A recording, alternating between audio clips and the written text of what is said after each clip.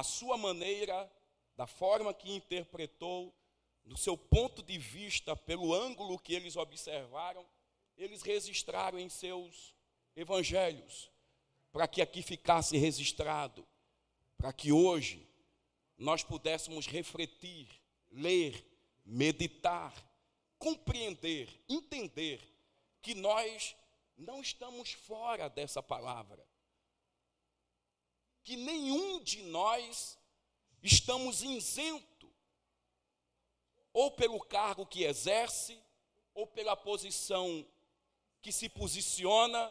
Não precisa muita coisa para entender isso aqui, é só ler. E quando nós lemos,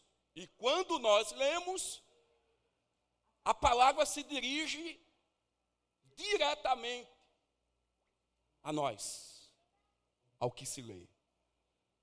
Essa orientação de Jesus, escrita por Lucas, e repito alguns versículos para continuar no desenrolar dessa palavra, ele abre o entendimento dos discípulos, porque até então, apesar dos 3 anos e alguns dias de discipulado, de treinamento, de orientação, de ensinamento, na prática, foi um curso na prática, Jesus os ensinava e logo já os exercitava-os. Foi um curso de 3 anos de teoria e prática intensiva. Observe que no capítulo 10 de Mateus, ele chama-os e os envia. E diz, olha, agora vá, expulse os demônios, cure os enfermos, pregue a palavra, orienta-os. E eles foram. E que quando eles voltam maravilhados pelo que acontecia em pronunciar o nome do seu mestre. E que quando acontecia algum sinistro, eles voltavam e diziam, mestre, o demônio não queria sair. Ele disse, outra lição, essa castra de demônio só se sai com jejum e oração. Aprendeu? Sim, senhor. Tem que orar. Vá de novo. Foi um curso teórico, prático, intensivo. 24 horas. Andava com ele. Onde ele estava, o mestre, eles estavam. Observe que em Apocalipse, no capítulo de número 22, existe outra expressão magnífica. E eu percebo, versículo 10, eu percebo que a missão da igreja primária, principal, irrevogável, inegociável. Não tem como negociar com Deus em não fazer. É inegociável. Foi uma ordem, eu falei pedido na minha compreensão, mas foi uma ordem imperativa. Não tem margem para negociação. Ou vai ou não vai. Jesus está aos céus, chama João para junto dele numa revelação, conta a ele algumas coisas que estava acontecendo e ia acontecer no porvir. Mas no final da sua fala, quando encerra as revelações, ele diz para João, e disse-me, João dizendo, não seles as palavras da profecia deste livro, porque próximo está o tempo. Não esconda, não oculte. Não, é para falar. Isso aqui é para falar. É para pregar. Ele fecha o Apocalipse dizendo, João, sim senhor, não encerre, não esconda, não fique para si, mas as palavras deste livro manifeste elas ao mundo.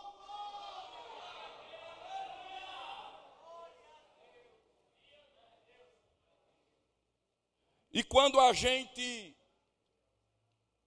se depara com o continente europeu, eu estou com enfoque aqui em mãos, acredito que já parabenizando toda a equipe da campanha e do culto de missão, todos. Foi um trabalho, uma apresentação maravilhosa, em que eu me sinto muito à vontade nesse tatame. Amém?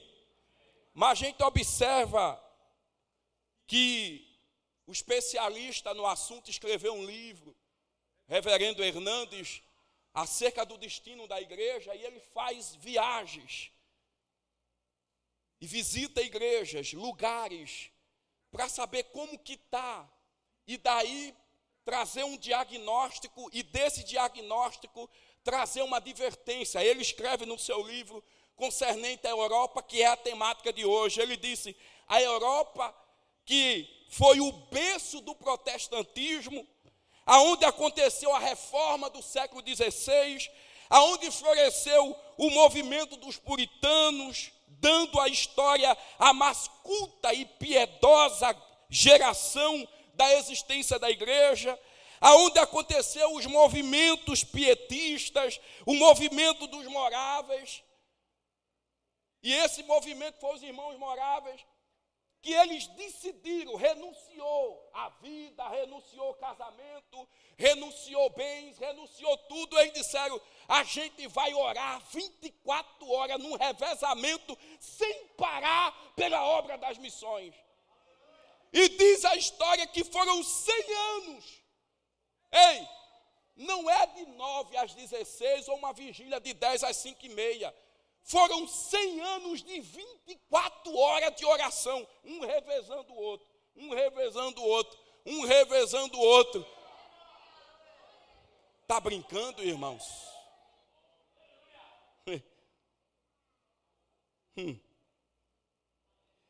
Eles mantiveram uma reunião de oração por 100 anos ininterruptos e viram um dos mais poderosos despertamentos missionários da história, aonde nasceram as missões modernas, levando o evangelho a todos os cantos do planeta. A partir dali, aonde aconteceram os grandes reavivamentos que impactaram cidades e nações inteiras. Esse mesmo lugar hoje é chamado de um continente pós-cristão. Esse mesmo lugar, onde foi o cenário dos grandes pregadores, que até hoje, só em ler suas autobiografias ou suas biografias, a gente fica impactado. Um dia desse, Tiago disse a mim: eu estou lendo sobre um missionário, me falou o nome, disse: eu estou incendiado com o exemplo desse homem. Surgiram desse cenário, dessa região, grandes avivamentos que impactaram, conforme li, nações inteiras, que contagiaram, incendiaram outros a pregar, a levar a palavra, a invadir cidades longínquas, pregando a palavra de Deus. Esse mesmo continente hoje é considerado um continente pós-cristão. Ele diz que a Inglaterra não é mais o país de John Wesley. John Wesley uma vez disse em sua oração: eu só preciso de 10 homens. 10 homens que não temam a nada a não ser a ti. E nós vamos virar esse mundo de cabeça para baixo.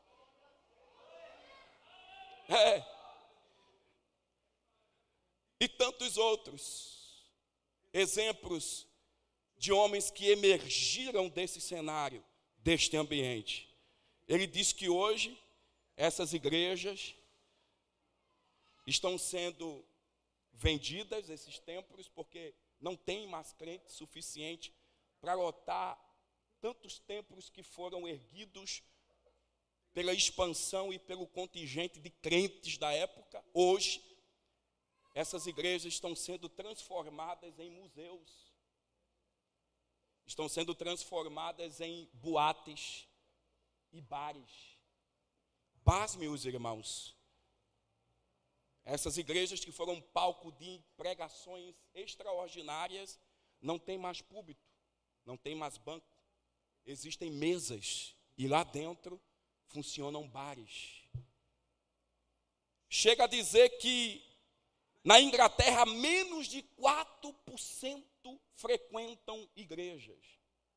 Menos de 4%. Ele ainda diz que na Holanda os crentes frequentaram a igreja até 1960. Depois disso não tem mais crente lá. Ninguém frequenta mais igreja hoje lá. Porque as igrejas estão sendo vendidas, os templos físicos, e transformados no que eu acabei de falar para os irmãos. O que predomina nesse continente é o ateísmo. Não mais o evangelho, não mais Cristo, mas o ateísmo. É quem predomina. O Islã hoje já está tomando tudo aquilo. Templos são transformados em mesquitas muçulmanas. E aí, o pastor segue dizendo, sabe qual que é o problema disso aí? Ele falou que em uma geração, a coisa desandou. A passagem do bastão para a próxima geração não foi feita com eficiência. E o que acontece? Quem pregará? Quem levará o ID? Quem falará de Jesus? Oh, glória a Deus. João capítulo 4. Quem vai falar de Jesus? Como nós estamos passando o bastão para essa meninada que está aqui na nossa frente, irmãos? Isso aqui não é um trabalho para você parar mesmo. Esse silêncio, ele é fantástico. Porque a ideia aqui é você parar mesmo. Você parar. Pare. Evite a distração. A ideia aqui é você parar. Você se introjetar, entrar dentro de você e fazer uma análise. E depois olhar para fora e ver qual é a tua contribuição agora.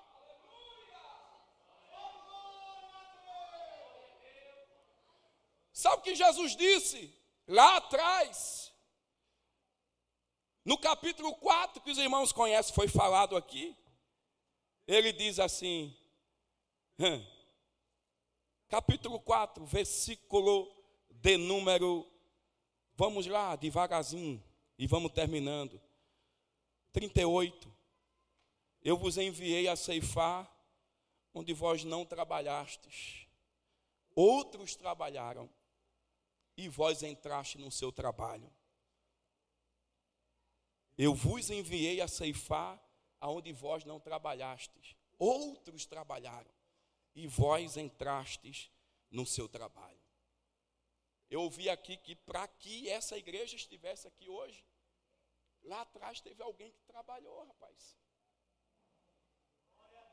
Eu participei de um processional aqui, que não existia igrejas, eram casinhas, nos cultos nas casinhas.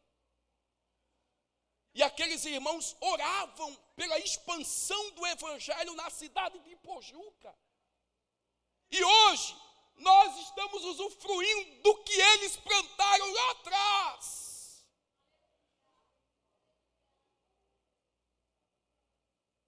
E o que nós estamos plantando hoje, para que eles possam colher lá na frente.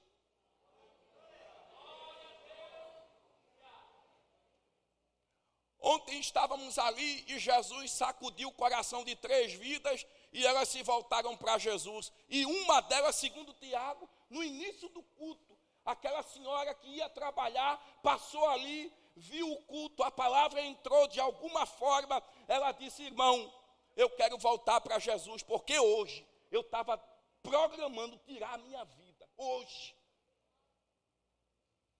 meu esposo faleceu, a coisa desandou, eu saí da igreja e agora eu vim com o propósito de hoje, de alguma forma, tirar minha vida. Mas Jesus chegou primeiro na Praça Getúlio Vargas.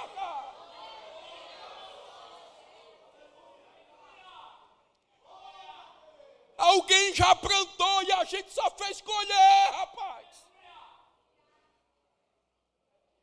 Oh, glória a Deus.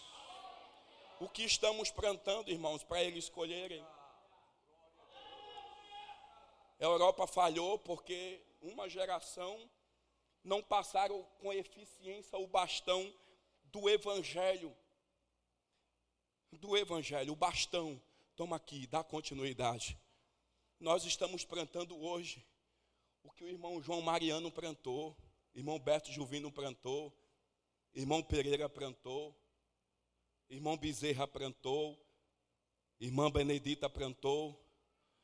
E esses vovôs do Evangelho não abrem mão de falar de Jesus onde quer que eles estão. Eles plantaram e a gente está colhendo. E a minha geração, o que está plantando? Quantos homens de Deus, de um passado recente, estavam aqui com a gente e plantaram.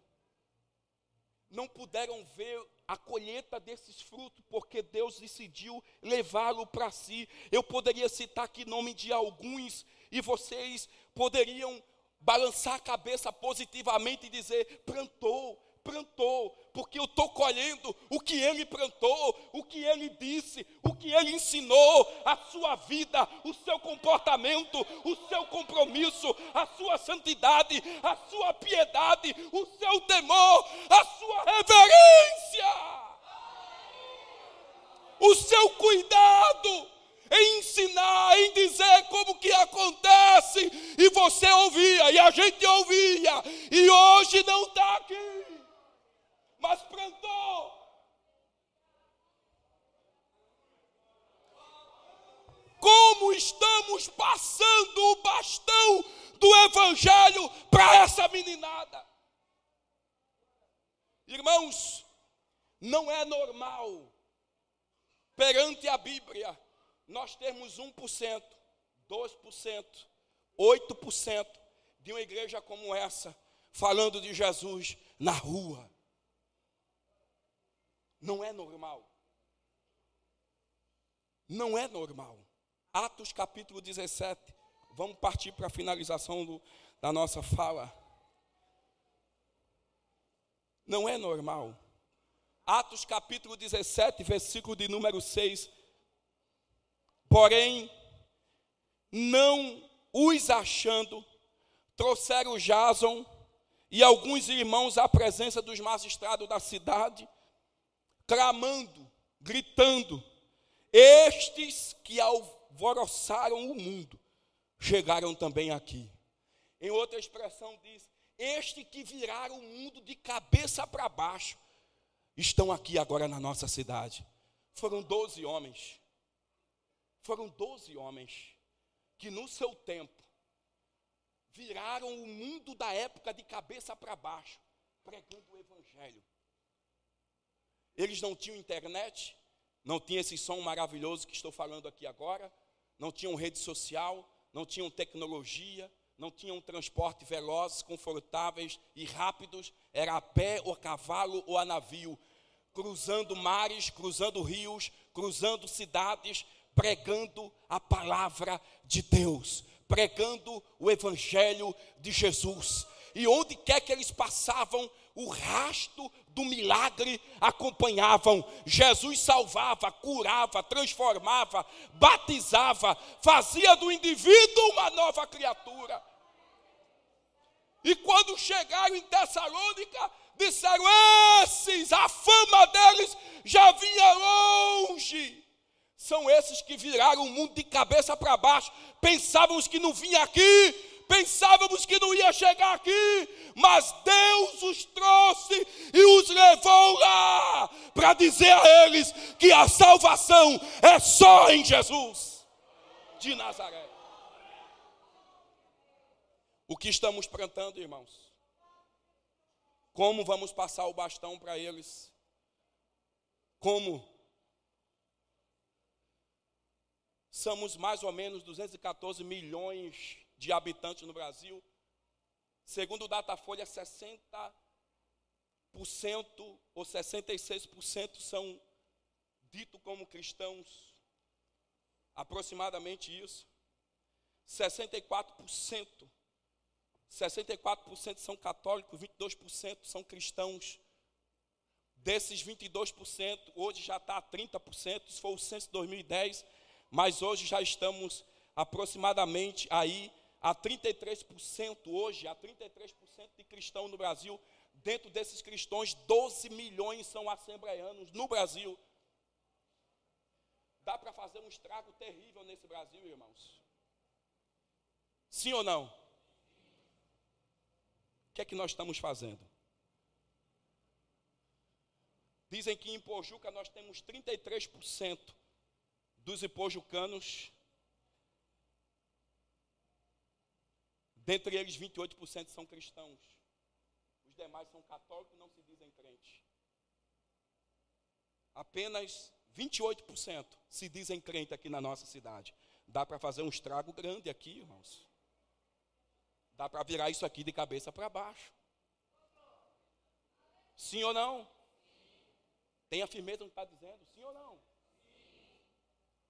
que é que está faltando, irmãos?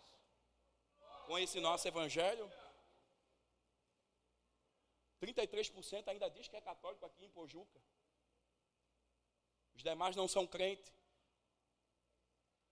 Dá ou não dá para a gente virar essa cabeça para baixo? Dá ou não dá para iniciar um movimento da Bíblia aqui, do Evangelho aqui?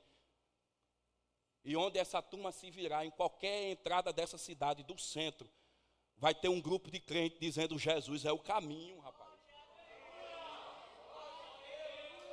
Eu lembro que quando cheguei e cooperava com o pastor numa campanha aqui, Califórnia, nós olhamos assim e dissemos, vamos fazer um movimento diferente. O quê? Vamos fechar os 3 acessos desse bairro. Com o quê? Vamos fazer 3 cultos simultâneos. Vamos endoidar aqui nesse domingo.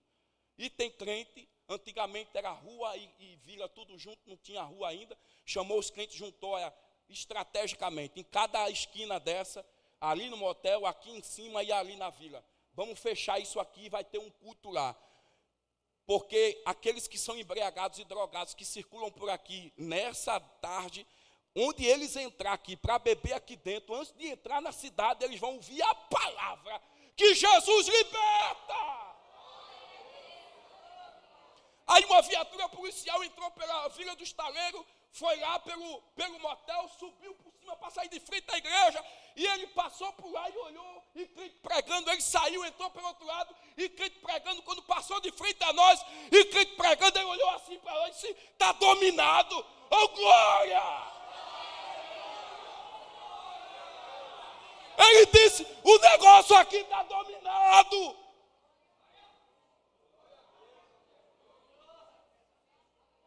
Como estamos plantando e como vamos passar o bastão para os meninos? O que é que você está plantando para ele escolher lá na frente? Amém? Vamos fechar a palavra aqui. O que é que estamos plantando, irmãos? A Europa hoje é um país pós-moderno. Deixa eu ler o foco que vocês criaram. Um dos maiores inimigos da Europa hoje, do Evangelho, é a proliferação de um Evangelho triunfalista e comprometido apenas com uma mensagem de prosperidade material e ausência de sofrimento. A decepção das pessoas com as falsas promessas e com os escândalos advindo de aventureiros da fé trazem desconfiança, preconceito. Mas Deus nos dá a vitória com a confirmação da mensagem do Evangelho pelo poder de Deus, o bom testemunho dos fiéis que apresentam com as suas vidas em Cristo Jesus. Amém? O ceticismo domina lá, são todos céticos, não acreditam. A verdade é relativizada, a Bíblia também. Aquilo que funciona para você, não funciona para mim. É que os jovens lá de Portugal dizem, pode funcionar para você esse evangelho, mas para mim não, tudo é relativo. E por outro lado, os neopentecostais ou os ficam aí disseminando uma teologia da prosperidade, de triunfalismo, positivismo, confissão positiva, dizendo coisas e o povo, pela sua necessidade, cai nessa teia. Daqui um pouco não acontece nada do que dizem, aí sai dali blasfemando, descrendo em Deus, na palavra, no evangelho, por causa de um evangelho sem cruz.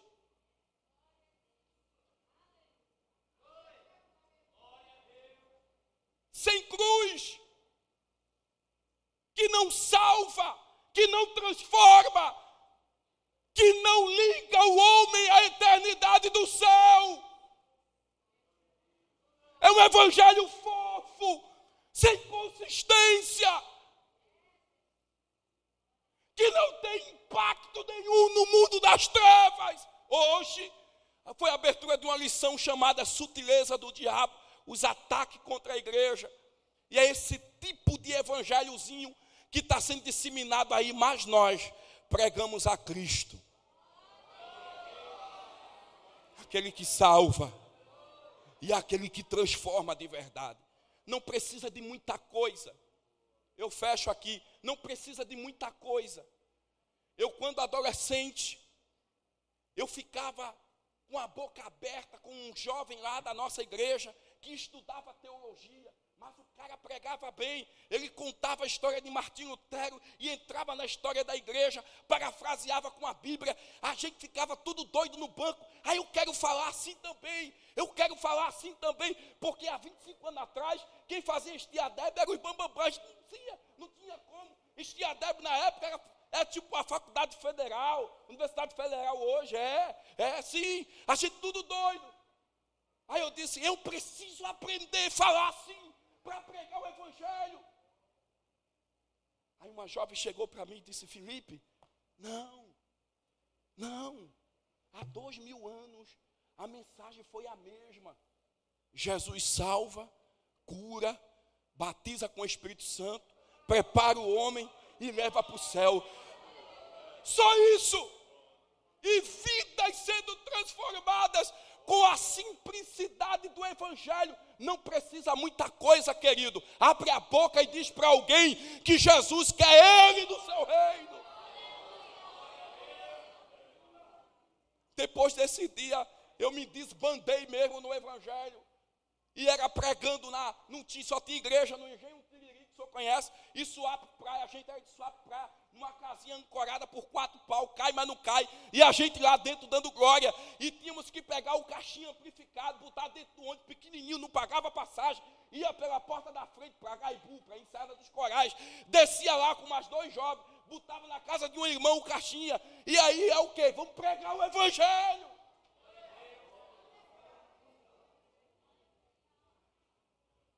O que estamos plantando e como eles vão colher.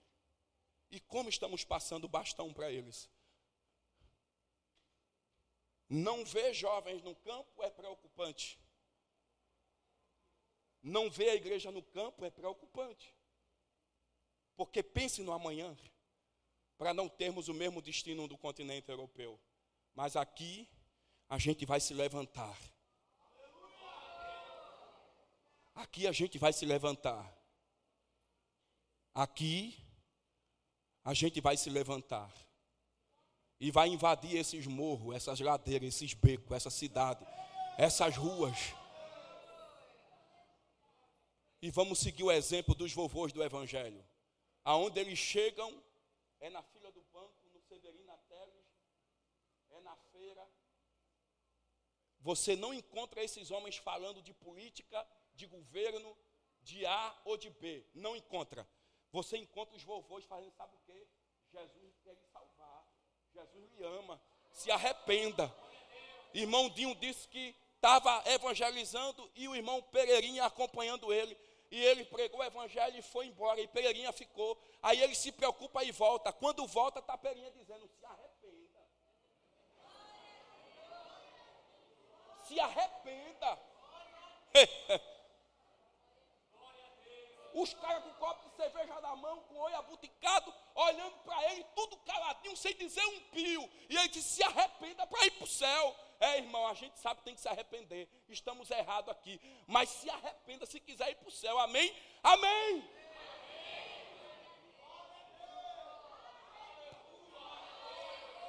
Jesus nessa noite está aqui.